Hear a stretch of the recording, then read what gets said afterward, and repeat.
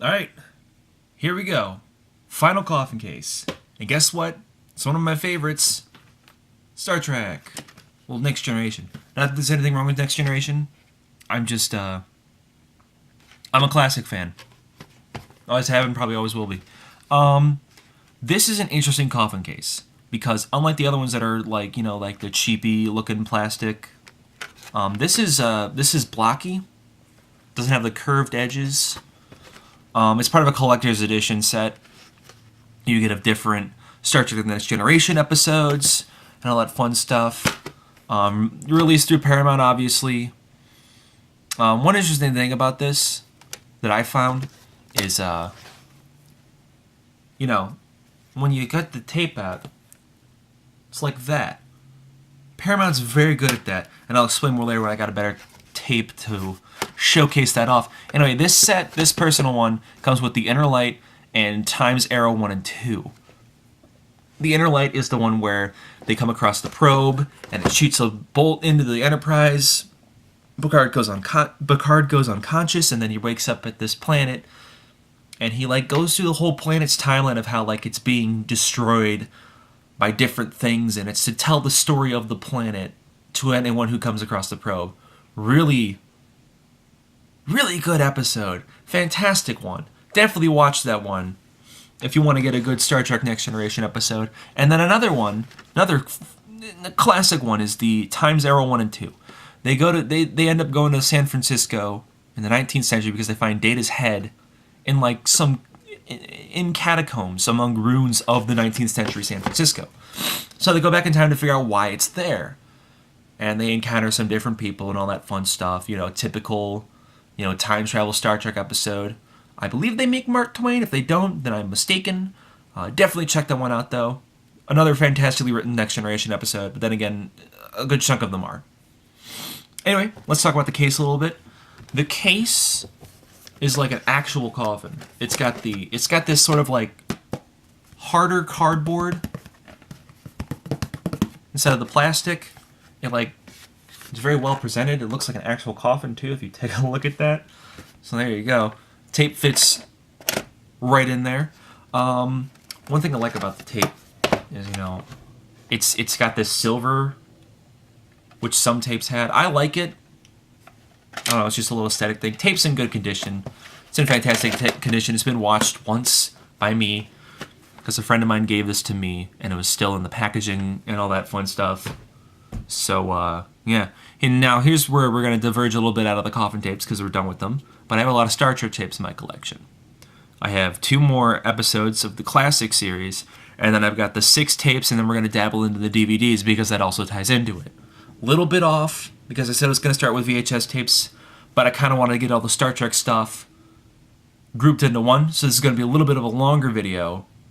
If you'll bear with me, if you like hearing my voice, that's great for you. If you don't, I don't know why you're watching, but alright, here we go. Next one is Star Trek This Side of Paradise. This is the 25th episode in the original series. It's on these little VHS tapes. These came out in the 90s. I'm not sure if they correspond with the other ones. I don't think they do, because this episode is a later episode, is an earlier episode than the other one I have. This packaging is really nice. It's very straightforward. I like the pink on there. This one is, they go to, they find this colony on this planet with, they hand over a bunch of humans again, I know. And they've got these flowers there that get rid of your inhibitions and everything. It gets rid of your emotional attachment almost, if I remember correctly. And everyone on the planet is extremely healthy, which is peculiar. But these flowers shoot spores, and then no one really wants to leave the planet. And then Kirk's on the Enterprise shouting about how they have to leave the planet. They've got things to do, and no one wants to. And then eventually they break out of it and they leave. Status quo Star Trek. Next episode. I like this episode. It's probably one of my favorites because it hits that cheese factor really well. It also has these interesting character moments that I always enjoy. One of my favorite parts is when Spock's just hanging around and you can see it on the front cover. He's just in regular clothes. I love that. I love that a lot. He falls in love with this woman too. Other favorite part is Bones sitting down after he gets infected by the thing with this drink, and then this guy like punches him or something, if I'm remembering right, and then he gets mad because he's got to set down his drink and fight this guy. And then my absolute favorite part is when Kirk gets infected and everyone else has left the Enterprise, and he's like, I have to transport down to the planet. So he packs all his suitcases, and he's got this happy face on, like, and then he walks up to the teleporter, and he's got his two like 50s suitcases in his hand. He walks up and he's like, it's time for me to go. But no, he can't get down to the planet because someone else has to operate it. Good episode, check it out. Here's what I was talking about earlier, about these Paramount tapes. 20th Century Fox did this too. Check this out. Boom. Like I said, you just shove it in. It doesn't get any easier than that. Another thing I like about these is they've got the label on there to let you know what it is on the hard side, not the flip side. Tape's in good condition. Whoever owned this previously took very decent care of it. On to the next one. Next one is The Trouble with Triples. How can I not own this, right? This is the 42nd episode of the series. They don't really go by seasons, they just go by episode numbers. Okay, here's where we get into a bit of an issue with this, though. Because as you saw with the other one, it came out pretty nice. But this one... Uh-oh. Nope. Like that. But it's got the thing on the side, which is nice. Star Trek television series, Trouble with Triples, episode 42. Nice. Nice. Tapes in good condition. This one is, classic Star Trek episode. The Triples are appearing, they don't know where they're coming from, and it turns out that someone's been smuggling them on board and just kind of letting them die. Classic episode. Favorite part is when Scotty's in the lunchroom, and these Klingons insult the Enterprise. So he starts beating them up in the lunchroom. It's great. It's hilarious. Oh, man. Anyway, now that we're done with the TV show episodes, we're going to get into the meat of it. We're going to get into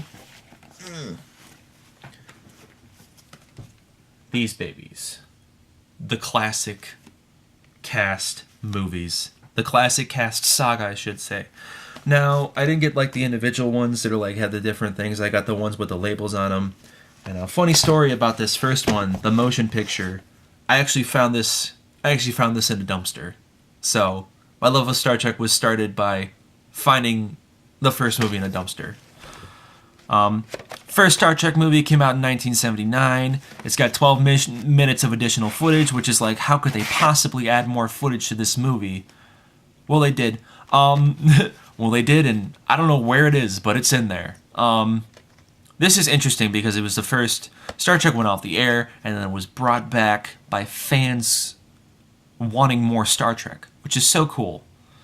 Really showcases what fans will do for a show, and they really love it. Interesting thing about this one is this was like the first big Star Trek movie. This was its comeback. And it was this huge space opera. Like, much akin to 2001: A Space Odyssey. In fact, that's what Robert Rodriguez wanted to do originally. Unfortunately, 2 years prior, a little movie called Star Wars came out and changed the face of sci-fi as we know it. Became more action-y and stuff like that. There's nothing wrong with that. I love Star Wars. But, it kind of hindered this a little bit because it was a little bit slower and everything. But it made enough money to warrant a sequel, which is Wrath of Khan. Wrath of Khan. Wow. Wrath of Khan is where they definitely found their mix of, action and interesting themes in the series, and just... It's fantastic. I actually saw this movie in the theater a little while ago. Last year, I think, in the summer, they released it for, its 35th anniversary? Yeah. I think they upscaled and everything, too. Wrath of Khan is a classic. When anyone points to what's the best Star Trek movie, everyone goes to Wrath of Khan. Wrath of Khan is definitely on my list of best Star Trek movies. Honestly, I can't really choose out of the original 6 because I love them so dearly. Honestly, the worst Star Trek movie is Star Trek Into Darkness, but I don't have that in my collection right now, so we won't be talking about that one. Wrath of Khan is well paced. It does great stuff by taking from the original show, so you've got the fans clamoring for that. Ricardo Montalban reprises his role, does a fantastic job. The they really accent the characters more in this one. How they have faults and everything. It's super cool. There's great moments, great effects. The model work is unprecedented, unmatched, I think. And of course, it like pulls out all the stops by actually killing off one of the most beloved characters on the show, Spock. It kills off Spock at the end. Great emotional moment. Brings a tear to my eye every time. I love the funeral and everything. It's just so... It's such a great film. It really is one of the best Star Trek movies. But after that, it had a trilogy in the works, which is how we get to Star Trek, spoiler, The Search for Spock. Yeah, he's not dead. Big surprise. If you haven't seen the series, I don't really feel like that's spoiling because it says The Search for Spock right there. What? Yeah. This one is pretty good, I think. I really do think it's really good. There's a lot of intense moments. I love when they steal the Enterprise. They're not allowed to work on a bunch of stuff. The Genesis planet is unusable. You can't even like talk about it. And Bones gets possessed by Spock because his body wasn't properly disposed of, or it shouldn't have even been disposed of because of certain stuff. I think this is a great follow-up to Wrath of Khan. Other people don't think so because they think that, like, you know, oh, odd number Star Trek movies are bad. But I really, honestly, I really feel like with the classic series, I don't feel like that's the case. Like, to go back to the first one, yeah, the first one's a little bit slow, it's a little bit boring and everything. But I still feel it's great. One of the best parts of the first one is when you see the Enterprise for the first time. You've got that great Jerry Goldsmith score coming in. I've actually got the soundtrack, the first one on vinyl. Give me one sec.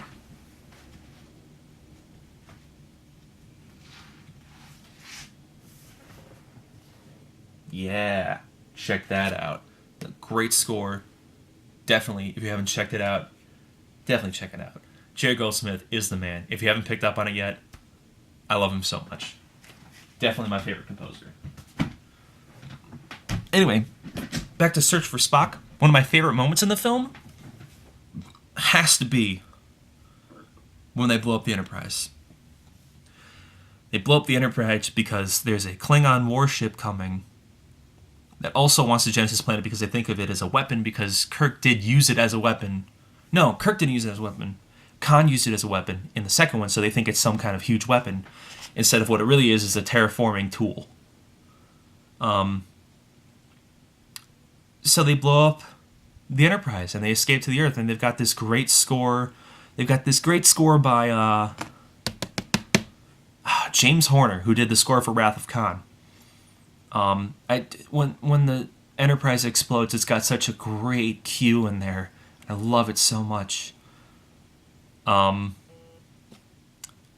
Again, just fantastic. Really good follow-up. Fun fact about this one, Christopher Lloyd plays the Klingon in this one, which is enjoyable to watch. After that, they get Spock back, they put his body in there, and then we get hit with a to be continued, and it's continued in Star Trek IV, The Voyage Home. The Voyage Home might be my favorite. Might be my favorite. If I had to actually choose, I'd probably choose Star Trek IV, The Voyage Home. Because here's what it does. It takes the Star Trek characters and it does the whole time travel thing because something's going on. Something's going wrong with the world. And they don't know how to deal with it. So they have to go back in time to find whales because whales have been driven to extinction due to whaling. So 1, you got the environmental message. 2, you've got the time travel. And then 3, you got these characters in the fish out of water thing in the 80s. So, like, it's fantastic. I love it. I love it so much. Definitely one of the best ones because it shows that, like, you can put these characters in a comedic place and as long as you know how they act, you have a great script on your hands. Definitely one of the better ones, in my opinion. Again, I love it a lot. I can't remember who did the score for it. But one of my favorite bits is when they don't have the Enterprise anymore because it's been destroyed. But one of my favorite bits is at the very end of the movie when they finish everything. They go back. When they reveal the Enterprise again, I love they bring the cue in by Jerry Goldsmith, the original theme, and it's just so. As a huge fan, it's just such a. It just really makes you giddy with excitement, you know. But yeah, Star Trek 4 is fantastic. Definitely see it. If you want to see one, see that one. Other thing is I like the effects when they travel through time because it's just kind of crazy. It's just kind of all over the place, and I really love it. But after that, we got ones that not a lot of people like. We got The Final Frontier. Star Trek V is interesting because it's Shatner directing, and it's got a lot of issues. It had a lot of budget issues and everything like that. A lot of the effects look really bad. The script is not the best because, like I said with the fourth one, if you know the characters, you can put them in situations as long as you keep their original characteristics down pat. Final Frontier is just kind of like puppeting them as they like to be played. Like, it's not the best. So what happens is Spock's half-brother comes back looking for God. And I know what you're thinking. Why are they looking for God in a Star Trek movie? Honestly, I feel like it works. I feel like it's a pretty interesting thing. It's a pretty interesting thing for them to conquer. I like it. I like when they get to God. I like the idea of like pain makes you who you are, and without your pain, you're not the person you are. But then again, there's a lot of goofy garbage in it, and it's definitely one of the weaker entries in the series. I still like it. If I do a Star Trek marathon, I'm definitely hitting that one up, and I really love it still. I love how dumb it is, honestly, and I might get a lot of hate for that, but I like it. And then we've got the final one, the final send-off, Star Trek, The Undiscovered Country. This is a great send-off for the cast.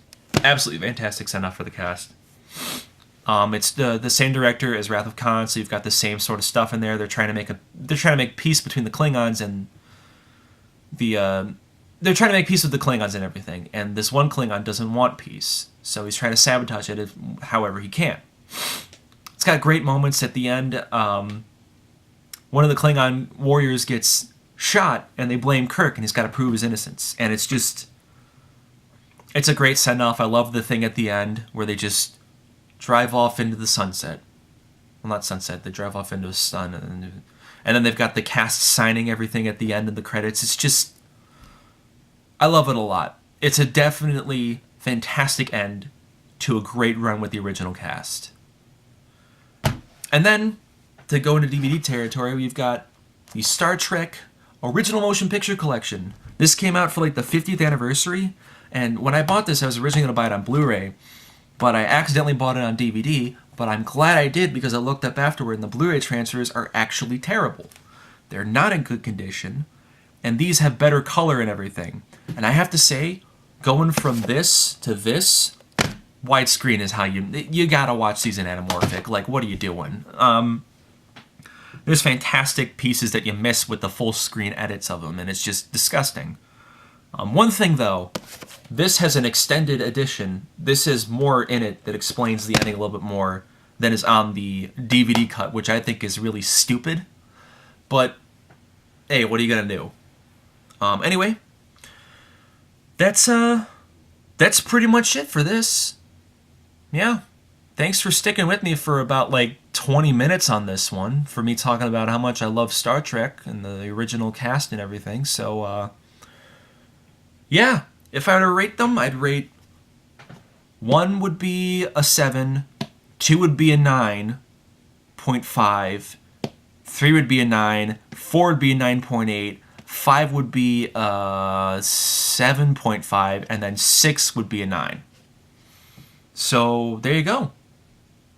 Definitely check out the series.